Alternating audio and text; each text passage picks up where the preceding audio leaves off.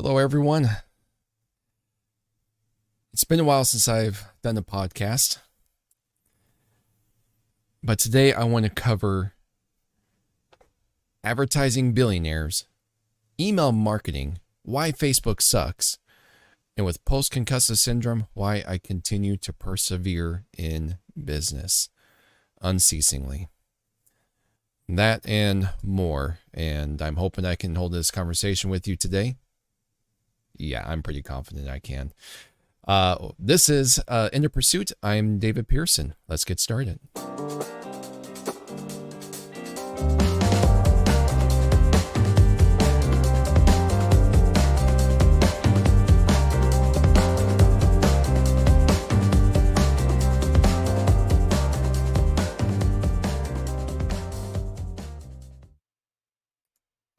Hey, welcome back to the program. It's been a while since I've really got to come up and be face to face with you. A lot has gone on since I have really done my last official In the Pursuit podcast. And I'm doing it today, one, because I haven't done it for so long. I have been scared, worried, and still excited to do this. But I just been keep on kicking myself in the butt. Another thing there, I had made some promises to my clients in the home improvement industry that I'm going to be doing a certain project for them at no extra cost, because right now I'm in the middle of transitioning every one of my clients' websites from the hosting environment that I have with GoDaddy through their VPN servers over VPS, not VPN, I'm sorry, VPS servers, virtual private server. And I'm paying for the business hosting packages over there with them, which is not cheap. And I'm transitioning them over to Google servers, which is faster. The company that I'm going through is a little bit more reasonable and excellent to work with. I've been noticing a lot of bugs with GoDaddy, and GoDaddy's been getting slower and slower and slower, and especially for the amount of money that I've been paying them. I had to make the transition, especially when I can jump onto another company and pay them a little bit less and get much better customer service and much faster hosting environments. One of the big change to that also is not just on the technology, but Google has brought out what is called as Core Web Vitals. And part of to meet Google's new requirements of their Core Web Vitals in order to rank, sometimes you got to change technology in order to meet the demands of the hosting environments. And I'm happy to do that. And because of this transition, I've taken on quite a hefty challenge. It has been overwhelming and overbearing on that, especially for someone like me who has post-concussive syndrome, or where the specialist had declared it as minor traumatic brain injury, and I still suffer from the repercussions. One of the things that I will share with you on that is that I have been struggling with that. It is highly stressful because I've taken on a bigger project than what I have anticipated for all my clients, and I'm not making any more money for them. One, this is to keep them satisfied. Two, to get them more customers. Three, to keep them as customers, to keep my clients as customers. My business cannot survive without paying clients, and these guys cannot survive without paying customers. So I'm doing everything in my power that I can to keep revenue generating for them, so that way they can keep revenue generating for me. I'm not rich. I'm not making a ton load of money. I'm doing what I can to get by. And I have seen the ups and downs of businesses. I got to have a staff. I got to not have a staff. And now not everyone, but a lot of people are working from their homes now because of the situations of an unnamed virus, just to respect the algorithms of the streaming services in the past 2020, and we're continuing it on to 2021. But business goes on, life goes on. You have to support a family, and you cannot let things hold hold you back. And so I choose to persevere, especially when my head is giving me issues through high stressful times like this, especially with the big projects. It's the stress takes a toll on my brain. And when it does, sometimes I sit there and I don't do things for probably like 30 minutes or an hour if the stress is way too high. And so I got to make sure things keep coming on down, and I continue exercise as necessary and need it, which means I'm practically doing it every day. I'm doing it Monday through Friday, exercising. Sometimes I'll do it 6 days a week, and not just 5. And it helps keep things flowing along with proper nutrition and vitamins. The last real broadcast that I've done was back on Thanksgiving Day, questioning if you should be thankful for Thanksgiving. But I'm not going to worry about that, talking about that. That's just how long it is. And today is Saturday, March 13th. That's how long it's been since I have came back on to do a podcast. Now, jumping on to the next part, this last week has been very interesting. I've had I didn't realize who gave me a call on my phone. I'm trying to work on my projects. I'm starting to fall behind on them from the deadline that I set myself, but it's okay. Deadlines are still good, even if you have your own business. So that way you can still keep things moving and set proper expectations to your customers. But I got a phone call a couple weeks ago, and this gentleman starts talking to me, and he starts naming names. He says what company he's with, and I'm listening, and he tells me how many businesses they own. It's not quite clicking with me. And he starts to name a person. He calls them Mr. So-and-so. I'm not going to, out of respect, I'm not going to tell you their name just yet. Maybe one day I'll come on out and say the name, but as of right now, I'm not going to say the name of either one of these gentlemen. One of them is definitely a very well-known name. And he said, I'm setting up an appointment or appointments checking out companies. We need to get an email marketing campaign set up for our customers. And these are, they want to do a business-to-business email campaign and to try to get people to order lunch and to try to order lunch from their fast food restaurant that they had started on up, which is very high tech and very interesting. They're trying to do it with health in mind, and they made some interesting changes. I need to go back there. It's been a couple of years since I've eaten at this place. One of the main reasons why I haven't been there in a couple of years is mainly because of, the pandemic that broke on out, and they're not necessarily close to me. So I've been staying within the general area for shopping, eating, and so forth. But we're in Nebraska. We're more free than most states right now when it comes to business and going on out. This is just things as to what I choose to do right now. Pretty much stay local most of the time. So we're not completely isolated from this incident, but anyone that is, I feel for you. We were like that for a good few months. But anyhow, they're talking to me about business-to-business emails. They want to, they want businesses to order lunch, and so they can deliver. And I found that other businesses do offer the same things that they do, but they use the keyword of catering. And it's not necessarily catering where, hey, you go there and you have people staffing a whole event and let them serve people at this event right here. That's what catering is for too. But these other restaurant chains and fast food chains is like yeah, we do cater. We'll come drop off the food, we'll put in the room that you want it, and then we'll head on out. You do the rest. That's what it is. And so I found that word there, did a little bit of research, and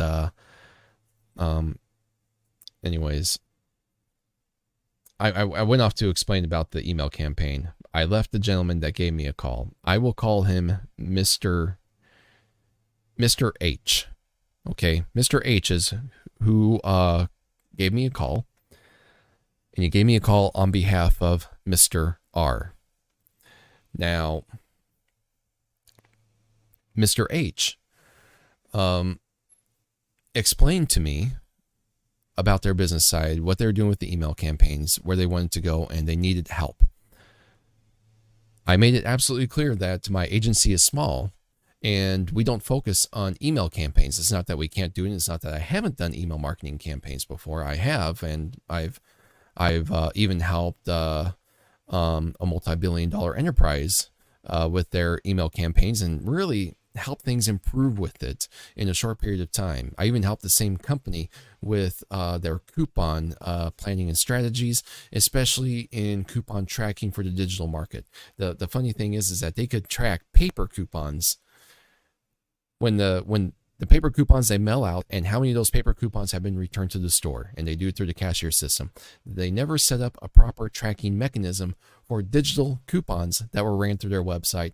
I helped them to get that set on up. I worked with their cashier engineers or their tech people, and we were able to get appropriate data, appropriate plans in place to be able to pull that coupon information out for them. And so that was a fun time that I had with that. So this experience I've had with those coupons and the experience I've had with them doing the email marketing campaign.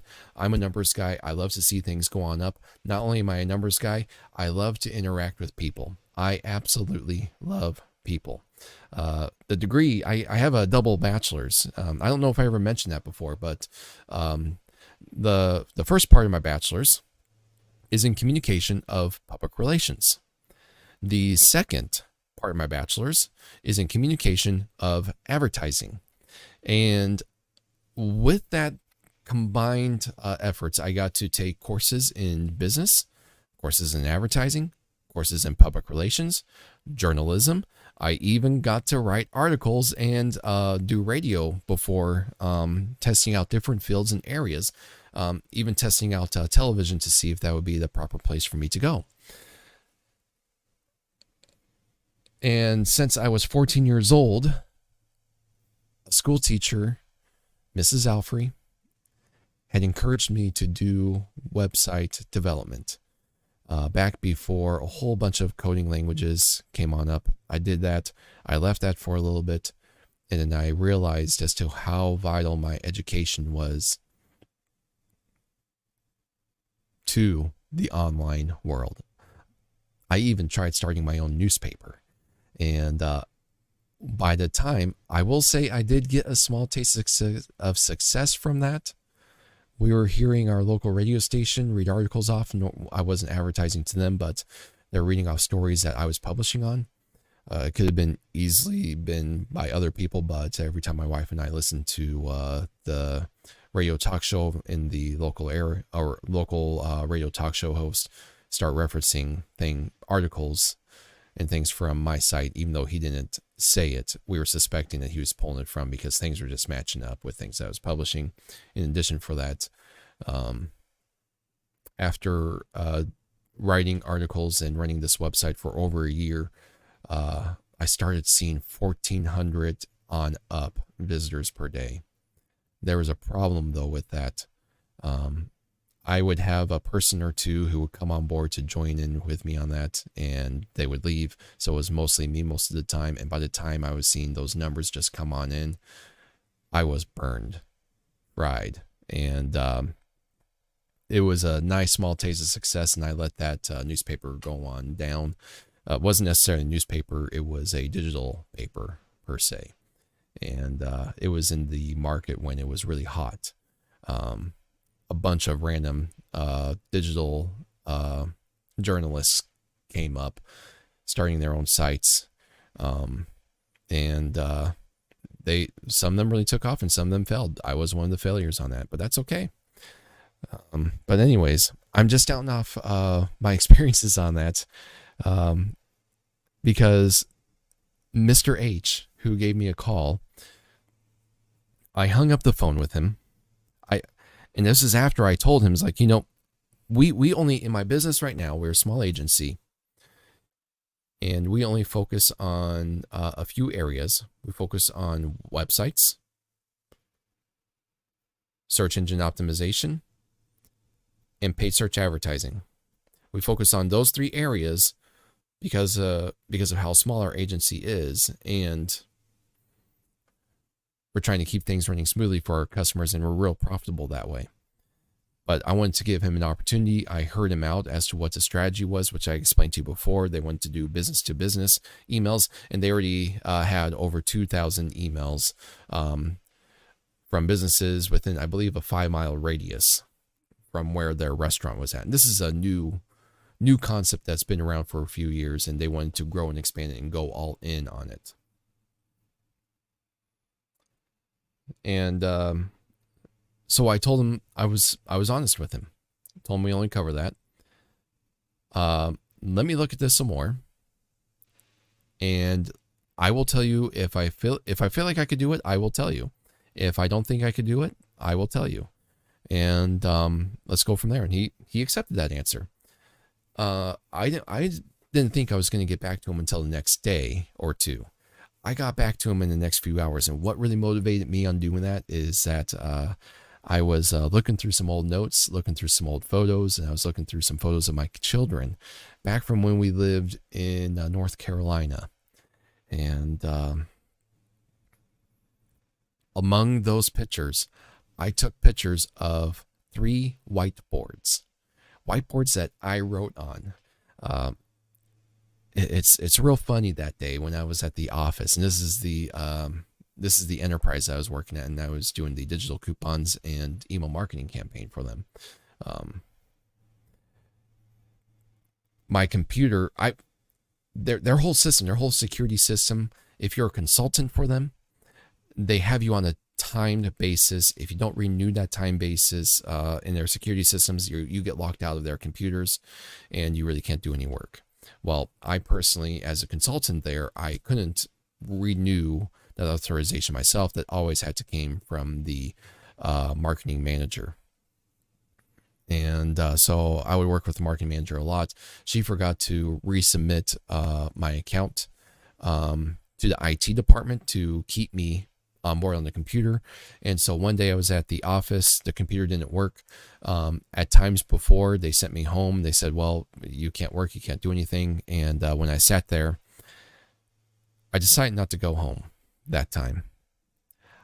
I pulled out my phone, and I decided to do a bunch of research. Like, this is an opportunity. I'm running their email campaigns. I'm running their coupon campaigns. Their coupons was taken off just fine. I was struggling a little bit with their email campaigns. It's like, okay, they want to see this. How can I make the turnaround? What is being done wrong? And I was running off of a plan that the previous, a previous employee of theirs that did it on there, but they made expectations of her, and my discovery, she gave them phenomenal numbers, and she said, hey, I met your goals and demands. When I went and looked at the numbers were fabricated. What she had on reports comparable to what was being reported from the databases did not match. She reported much higher numbers to the managers than what was on the databases and what was being recorded. I know she's not the only employee of a business to fabricate numbers. It's a common thing for people to do, not something that I encourage. Something that I was raised with was to have integrity. And it doesn't mean that I'm perfect at it, but you got to tell the truth and face the consequences, and better to do that and get things resolved right from the get-go than you do build a mountain of lies that you eventually got to keep reminding yourself of, and got to go back and try to recall things on that. So when I report these numbers, management was very upset, and these guys were pretty close to the executives of the business and the board members. They were pretty upset, and not only upset with her, but they were upset with me for reporting these numbers. And it wasn't, I didn't report these numbers out of spite or anything. It's just that it was my job, and I told them the truth. And so I took the heat, even though it wasn't my fault. All right. Done with that story. Back there. So the one day that I was locked out of my computer, which was probably a blessing from God, I pulled out my mobile phone, and I gathered up the whiteboards that was available in the department. And as I was looking through, I was doing email marketing research, reading articles, seeing what other people's strategies are, seeing what some ideas are on there, and I started putting together a pattern. So I wrote these things down on 3 whiteboards worth, and I took pictures of them, but I kept the whiteboards. After I did that, I arranged a meeting with the vice president of marketing. And because of the disappointing numbers, because of this disappointing numbers, they were also looking at moving me on. But I already showed them, let's redesign the email this way. So I gave them a proposal on that. They accepted that. And then when I sat down with him and I brought in all my whiteboards and I showed him the whole map right there, it's like, if we were to follow some of these patterns that I laid out here, we can probably make the turnaround right there. It's like, here's the things that is recommended by professionals that works in email marketing campaigns. And here is what you guys have been doing and what the plan has and what the plan that I've been following here that's been set out by the employee here before me. This has not been working. So let's go by with what the experts are saying and let's beat the system. And so they're like, okay, great. They loved it. Just like any other business. We did it. We took it on board. I got to go ahead the next day. I was back in the system and I was on the computer. I got to redesign the email campaign and not just redesign it there, but re-strategize the plans to it. And lo and behold, the open rate of the emails increased, the click-through rates and the interactions of the emails with buttons and images increased, the viewership of these emails increased. If viewership of emails increased, that told me that some of these emails were getting stuck in spam somewhere because there's rules you need to follow in email marketing. And some of those rules were not being followed by this multi-billion-dollar enterprise. You'll be amazed. Okay, real quick. If you think that multi-billionaires have a perfect system down for running things, you're kidding yourself. You're absolutely kidding yourself. It is not true. Not true at all. I've seen it firsthand by working for these people. I've seen it firsthand by even meeting with these people. So I'm looking at these notes right there. I'm remembering that story. It is completely awesome because for someone like me to remember something like that it can be a dart in a long shot. But I have no doubt God is with me and God guides me through these things. I saw these notes the night before. Going back to Mr. H. After I looked through these notes, these old pictures I had from several years ago, I emailed Mr. H a few hours later because I took that as inspiration from God. I saw the pictures the night before, my notes, my thought about the experience I had with this multi-billion-dollar enterprise, and the next day Mr. H gives me a call, tells me who they are, and I'm learning, wow, these guys are big deals, and he's inviting me to be in a room with a multi-billionaire himself. I never sat in the same room as a multi-billionaire, actually. I'm holding a lot of pride to that. But I can definitely tell you this, they are human. They are human. So, I email Mr. H. He says that he will arrange a meeting with Mr. R, ask me some available times. I gave him some available times, and we went off to go and do the meeting. I designed an email for them. I was putting a lot of thought process for this, and I used a keyword, catering. Excuse me. I did that because I looked at other fast food chains, such as Chick-fil-A, such as In-N-Out, Burger King, McDonald's, doing compare and contrast and seeing which, it's not just these businesses, but which businesses would fit this one restaurant best, because they're all going down the same lines, but then yet this one restaurant had their own unique challenges. But the problem that I saw when they sent me a sample email campaign to work off of and to do research off of, I saw that they were trying to reinvent the wheel, and not just reinvent the wheel, but use trickery in the language to get people to open up the emails. Here's the thing, when you're running advertising, you can get results when you tell the truth when you tell the people what you're doing with it. And if you want to throw in a cell, throw in a cell, just as long as you're telling them the truth. People don't like gimmicks. People are tired of gimmicks.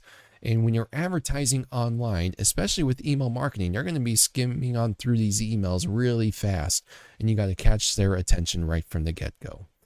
There are rules, as I mentioned before, that needs to be followed, not just to bypass technological filtering systems, but to grab people's attention. And one of them is tell them the truth from the get-go. You're a business.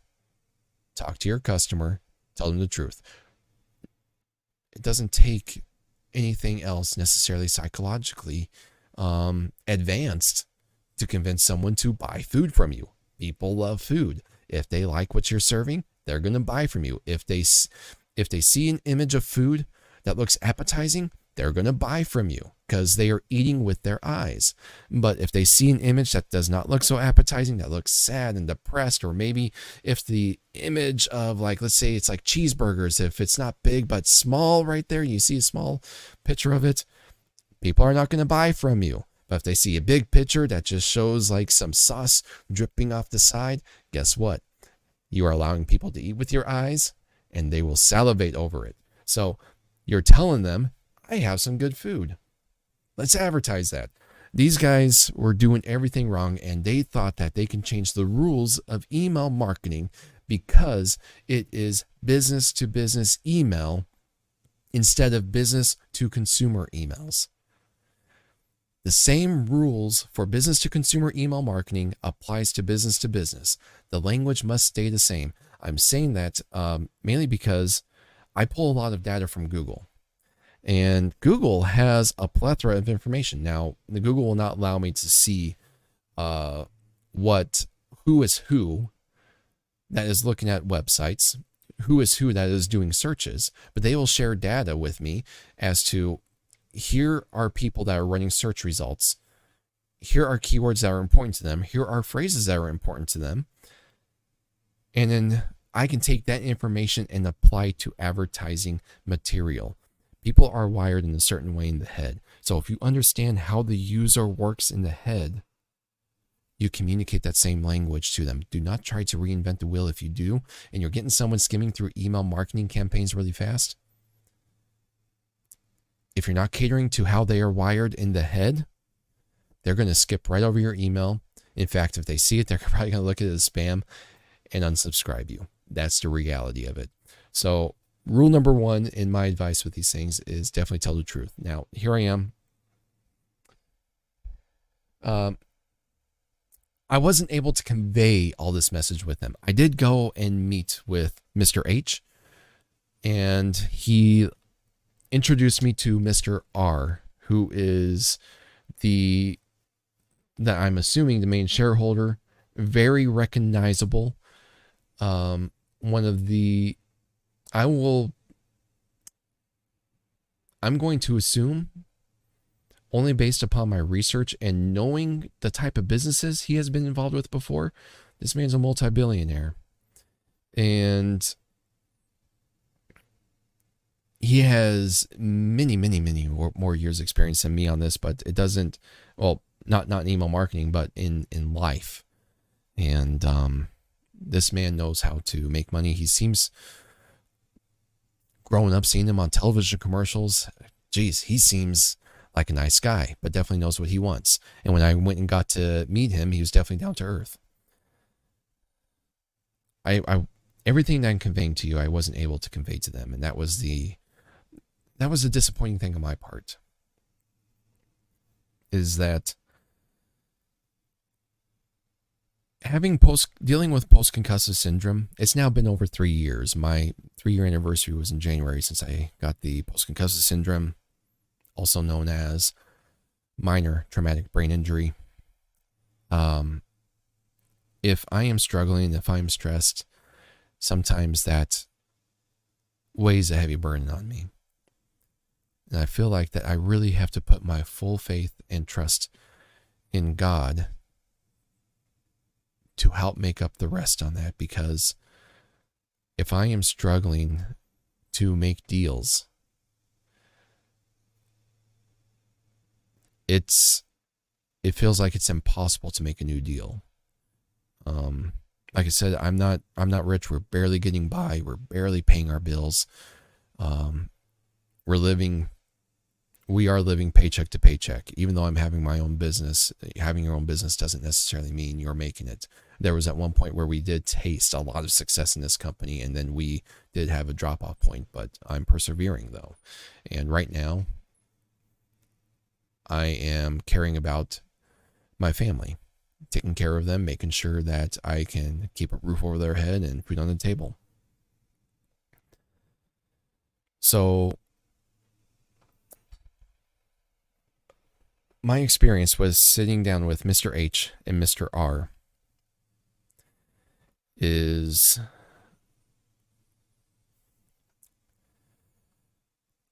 interesting. And I enjoyed the meeting. I don't know if they enjoyed me as much. There's a part of me that told me to keep it short intentionally. My goal was to keep it a half hour. I was told not to. Of course, when you're told doing these meetings right here, if you get people talking, asking questions all the time, the meeting's good. These guys had asked some questions and then the meeting stopped and I had nothing else to present them. I did not go in with a presentation, but I went in with a drawing of an email of what their email campaign could look like and a strategy behind that. And I just plainly told them, if you were to change these few things right there, cut back on your wording, change a few things on here, such as drawing a button on an image. And not just drawing a button on an image. Well, if you draw a button on an image, it can help teach people, not teach people, but it'll click to the person rather quickly when they see that image first thing when they pop up the email saying, hey, you can click on me. It's an action, and you have a call to action in that email. Not just that there, but you can advertise additional products and services below that image right there. So I just showed them a quick, simple email on doing that. And Mr. H found it, the way that he was acting, the way that he reacted off of that, he found it to be unbelievable. Like, just drawing an image, a button on an image can make a difference. Like, yeah, it can. And I didn't show them any data. I haven't ran any email marketing campaigns for a long while, but I wanted to show them. So I didn't have data to present to them on that day, but I do have data now, and I'm going to get to that. In fact, I'm talking to you before I'm going to present that data to them, and they're not expecting this either, but that's okay. Right now I am on my computer. I am telling you this now because I was trying to open while talking to you, but I am not a good multitasker anymore. And so I have to focus on one thing at a time. I want to open up that email for you, and I am going to do a cutoff here of that email. Not necessarily a cutoff. I am going to get rid of the header first, and I'm going to do that because I don't want to show you per se as to who this is. Like I said, until we get things solid, until I feel more comfortable about mentioning who these people are, I am going to work things this way for now. But you will get to see my business side of things.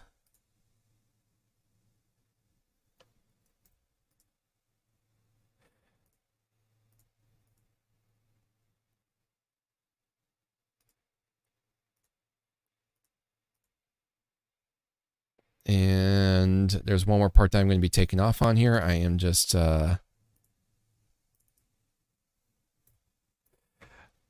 geez, Dave, yeah, hey, this is a great time to actually do this. You come on here and you take everything off. Oh my goodness, really?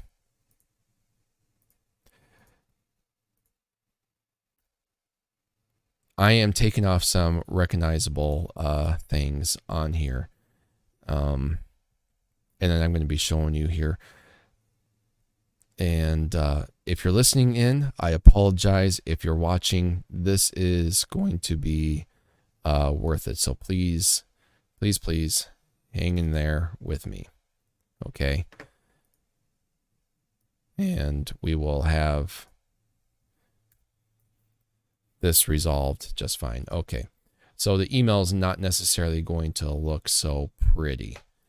And now, because I took off some recognizable things,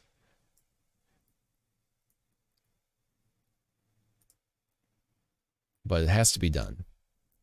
Just a couple more steps. I am now moving it to my shareable screen. And I am now going to be transitioning over. Let's look at this here.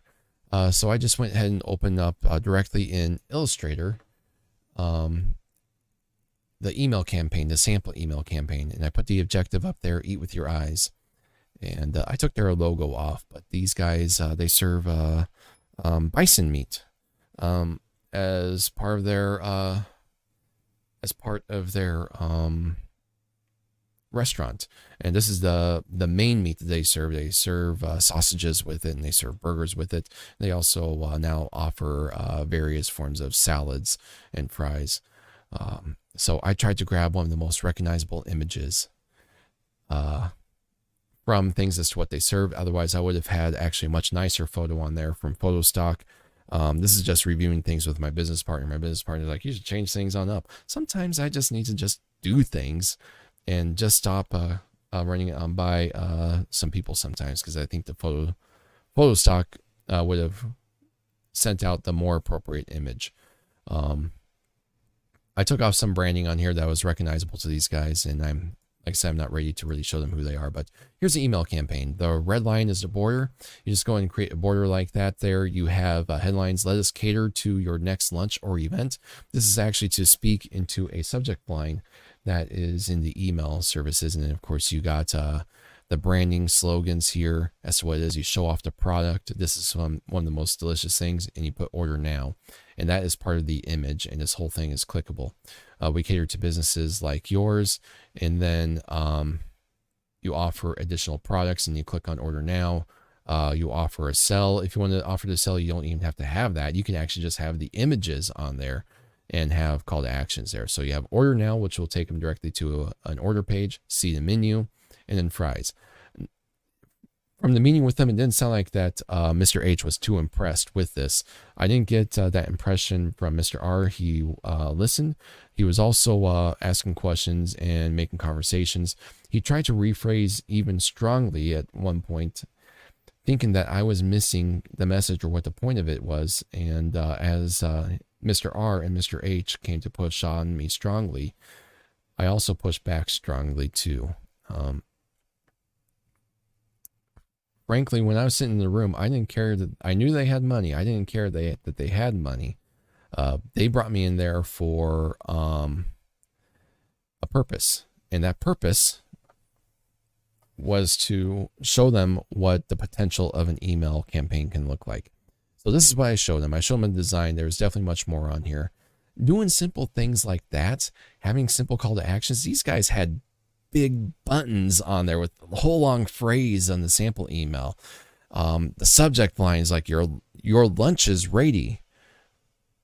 They didn't even order lunch. Here's what I have. Subject line, gourmet bison burgers, order now. You told them the truth of what this email campaign is about. This email campaign is gourmet bison burgers, and you're telling them to order now.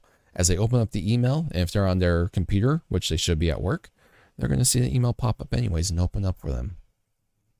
So something tells me they have a spam issue, that things are getting lost in there with their tricky headlines. And just put half the calories, order now, and keep things simple. You keep things simple like that, and everything's going to work out just fine. So that's why I'm sharing with you. That's why I shared with them. It's not that complicated.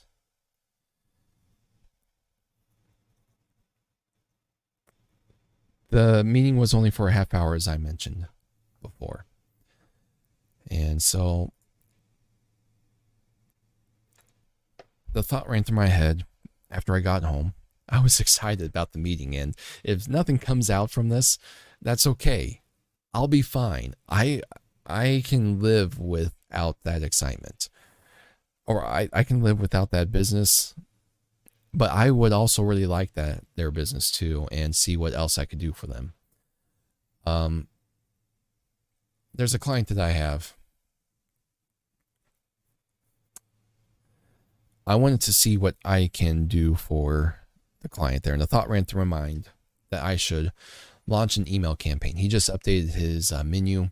He runs a fine dining restaurant, has an email subscriber list of over 4,000 people. Once again, I'm not going to mention this to who this is or what business this is. I'm going to show you a little bit of data here as to what their email campaign strategy looks like. And then I decided to jump on in and do what I do best, make numbers jump. And I go by the data, and I go by the information here. And let me say that again. I go by data, I go by numbers. I love to make things happen, and I understand how people work. And like I said, the number one rule in email marketing, you want people to open up the email and react, tell them the truth. And not just that, keep things simple. Keep it really simple for the user, because people aren't stupid when they open up these emails. When they see it, your image and your call to actions should be able to convey exactly what you are looking for.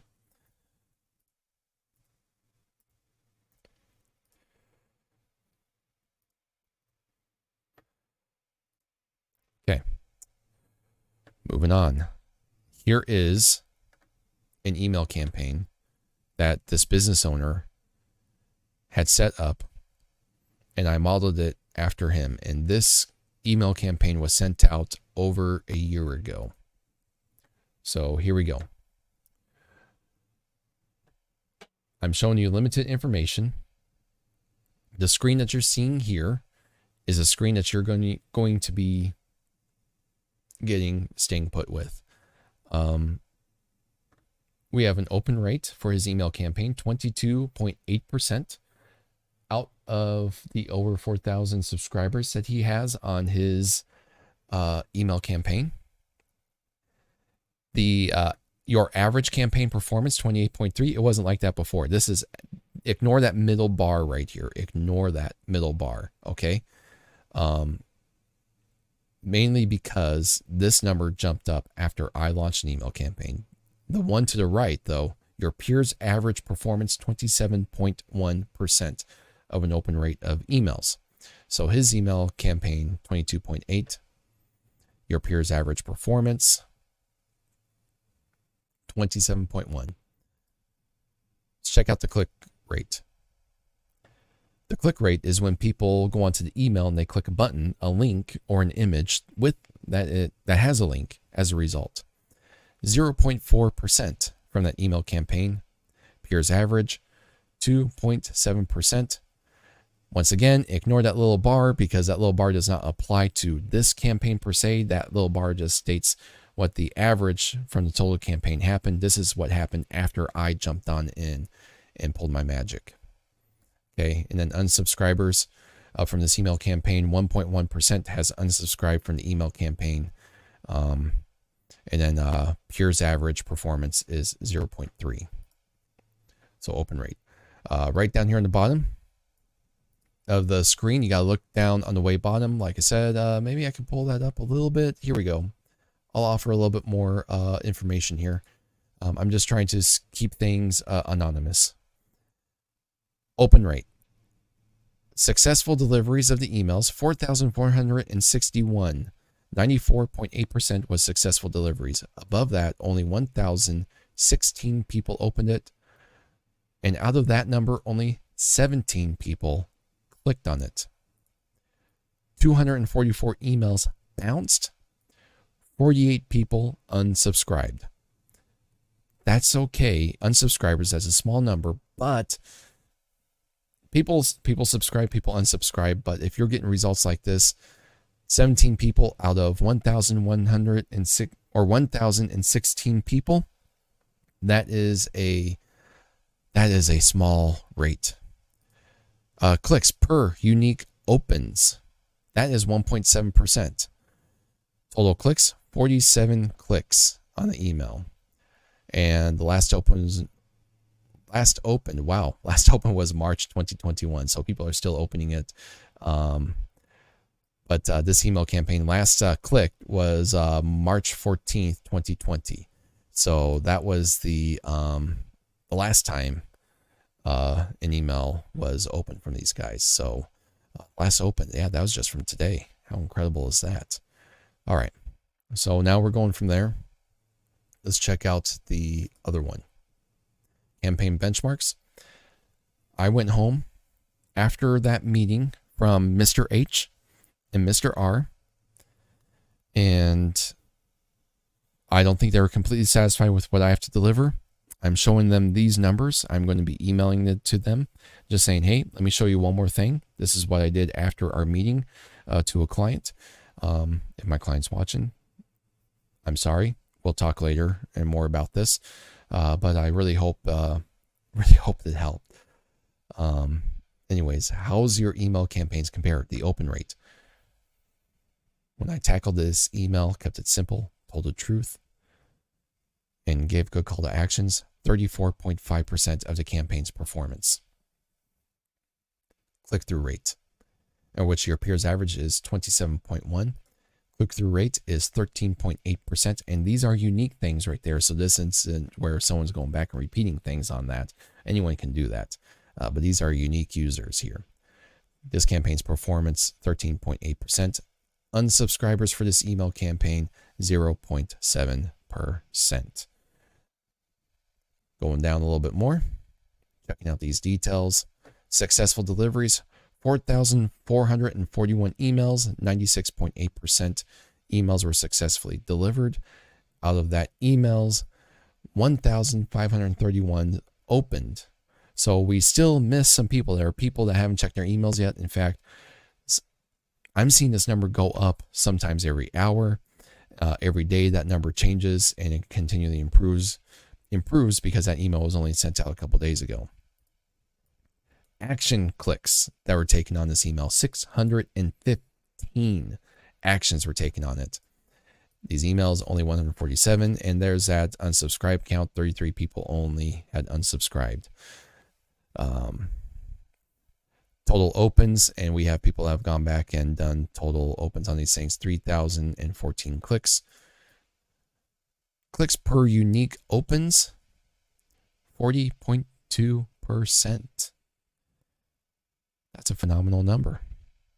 So these are people that have opened up the email, looked at it, and taken action. Total clicks, 796 clicks. So some of them were repeats. Clicks, going to show you a 24-hour performance here. Things just really shot up on that day, and gradually over the next few hours came down.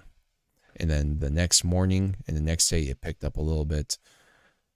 These are phenomenal numbers. So this is what I do. And even though this isn't part of my business services, I've done email marketing before. I have done the research, and things I have now I feel like I'm interviewing for you guys for work, but it's not the point. I'm hoping you learn something from that and not I may struggle mentally, but I still push forward on succeeding. One more story I'm going to share with you. So hopefully Mr. H and Mr. R, the big man, hopefully things turn around, and if not, that's okay. I built up my case, made the points. I did the best that I could in that meeting as to what my head would allow me to do, and I'm hoping my follow-up email will help close the deal. And if not, great experience. I love being around people. I don't know if I'll ever sit in a room with a multi-billionaire ever again. But it would not surprise me if he. No, I'm not going to say anymore. Okay. Moving on. Next story. If you haven't noticed, also in the introductory video and in the description, I put hashtag Facebook sucks. There's a reason for that. Because they do. From a business perspective, they suck. Now, this isn't coming out to be argumentative with people, and I'm sure anyone who watches this are going to say, oh, Facebook is a free business. They could do whatever they want. True, yes. But if any other business were to practice what business policy department practices, they will be out of business. Using Facebook as a service, yeah, it's a free market. You can go on in there. It's great that they provide profiles. It's not so great that they know so much about you. It's great that you can connect with friends and family and from across the world and share photos and videos of experiences. It's not so great that Facebook gets to see all that too, and plus some. If you have an Android phone, I'm sorry. Facebook gets to see more. That's for another discussion. But working with Facebook has been a struggle. I've tried to help clients out who have been in trouble with Facebook, and Facebook is not clear as to what the policy violations are. And my clients that's gotten in trouble with Facebook that I'm speaking of are in the home improvement industry. They remodel homes. They do bathrooms, do kitchens, do gutters, do roofing, siding, windows. They do that. And they pay me to advertise for them. Well, they do some things on their Facebook page that are highly appropriate that you expect to do. They do job postings. They do postings for special events. Hey, we're going to be here at this event right here. They do sales there. They do coupon sales. They don't necessarily pay for an ad spot right there. And then they also come to a guy like me to even run ads for them. There's pages that have been turned off from a couple of these guys. And on behalf of them, I have, the funny thing is that I believe I've talked about this before. This story is going to come to me on what I got to do for my business here now. But it's funny. If I look at these guys as business pages, and you look at Facebook's good standing page, I can't remember what page it's called right there, but it'll show you a green check mark saying, hey, you're in good standing with Facebook. You can run ads. You can do everything that you need to do on here. Great. A couple of clients that's happened. But on my business management account with Facebook, I saw red check marks. They would not report it to the business, but they reported to me and say, hey, because they reported to me, let's get this thing resolved.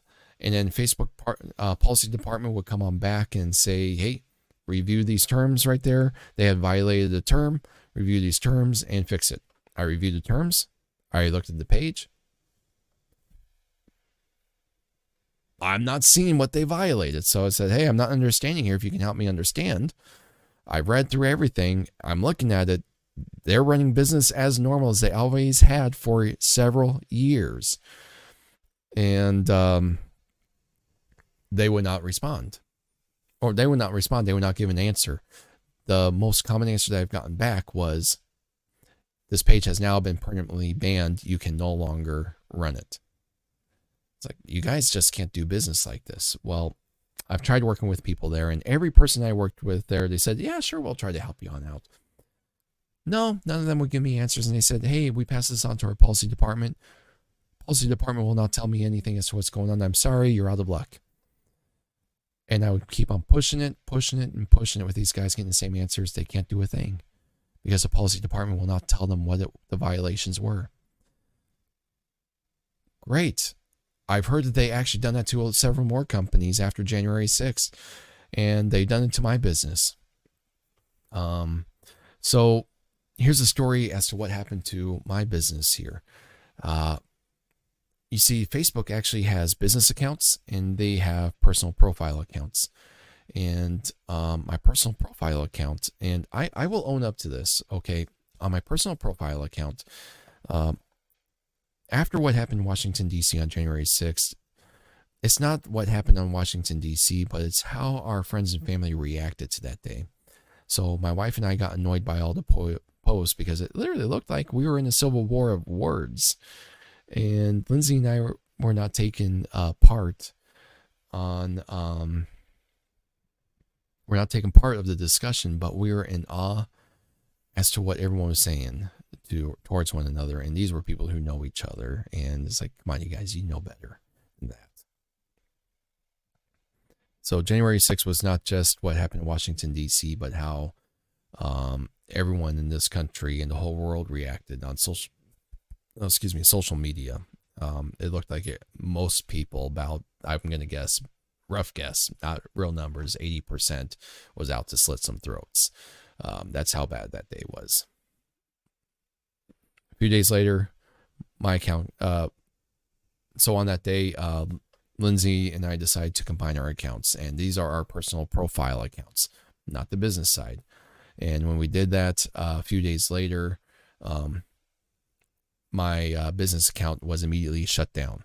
Facebook did not have a reason on there, except that they were asking for identification. Well, I went to go and send my ID to them every time. They said, we cannot validate your ID. It was my state ID. I sent them clear picture, small picture, large picture, everything just clear. I'm not going to show you the picture of the license I sent them. It's like an official state, Nebraska state ID I sent to them. Every time they said, this isn't a valid ID, not a valid ID, not a valid ID. Are you kidding me? I couldn't get their business advisors or my immediate advisor on the phone for a few weeks. She wouldn't answer. And then finally I started getting emails like, hey, let's start getting your campaigns going again. There's a problem. And I tried to reach out to you about that. So if I can get some help, I was nicer than that. She got me in touch with support, and support came on back and they said, I told them, like, hey, I think you guys locked me out of my account mainly because my wife and I combined our accounts.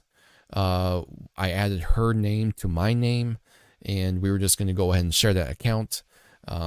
I think that's probably why my business account was shut off. I didn't realize that they were linked together, which they shouldn't have been. It's like, I apologize. Can you help me get back up? It's like, well, that's okay. Mistakes happen, but unfortunately you have to wait the 60 days. I heard that from 2 people at Facebook. You have to wait 60 days to change your name back. Like, great. Well, 60 days was yesterday, and I got to change my name back today. And I did that. And when I did that, I went back to the Facebook Help Center, titled Request Review of Restricted Business Account. And, well, I better show you. This is what I got.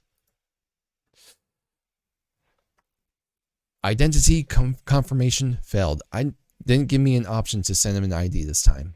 Below that, your access can't be reinstated because too much time has passed since we restricted your account. Oh, man. Facebook.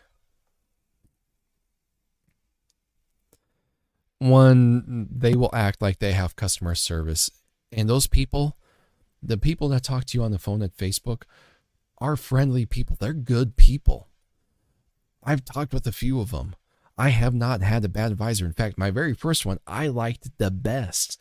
First one or second one?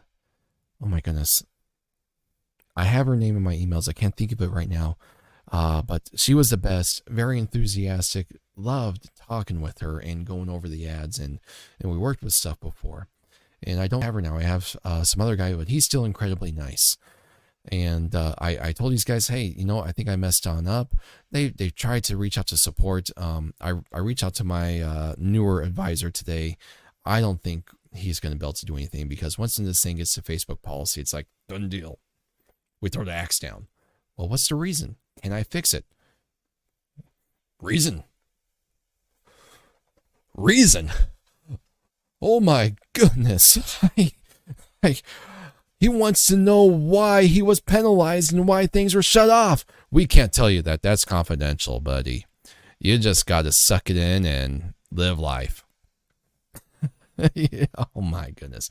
There are agencies that actually make a living off of Facebook. Thank goodness. It was only small bits that I was making off of running Facebook ads. The majority of my money goes through Google ads, and Google is phenomenal to work with. I love working with Google. When it comes to Facebook, I love working with the people that I'm able to speak with. They're all great people, but they all give me back the same answer. They can't do anything about it because they're on the bottom of the totem pole. There are people at Facebook running the business in a way that shouldn't be ran. If you walk into a grocery store and let's say you accidentally knocked an item off the shelf, the store manager sees you and he comes and picks up the item, and you unnoticeably knock the item off the shelf. Okay, let's change it that way. You unnoticeably knock the item off the shelf. It was a glass jar. Okay, let's step it up there. Of salsa. It broke, got on the floor. The store manager comes on up. He brings a sign on up, cautioning people that it slips, and he looks right at you. He's like, leave your basket right there and get the hell out of my store. What business will survive with customer service like that? That's exactly how Facebook treats its businesses. That's exactly the treatment that I have seen Facebook give my clients, and that's the exact treatment that I've seen Facebook give to me. So how in the hell are they still in business? Because no other store will be in business with attitudes like that.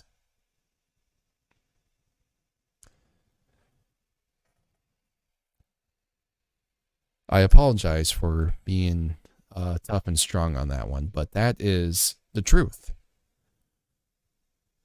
I'm not involved with politics with my business. My clients are not involved with politics with business. We are all out there to make a living for our families. Some make better livings than others. And Facebook had provided a system for us to reach out in branding that turned out to actually work out in some ways, and in other ways didn't. And Facebook does not have true customer service down pat.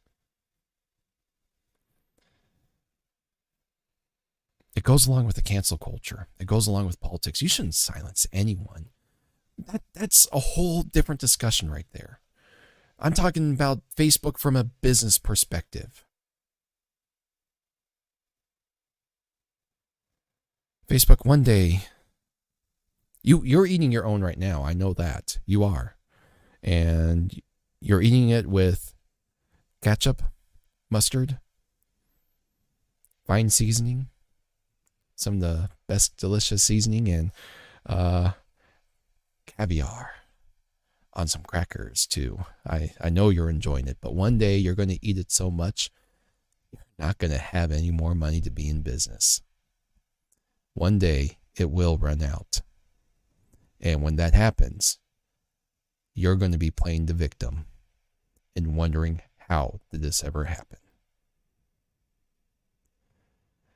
Hey, I just want to say, everyone is in business. If you struggle with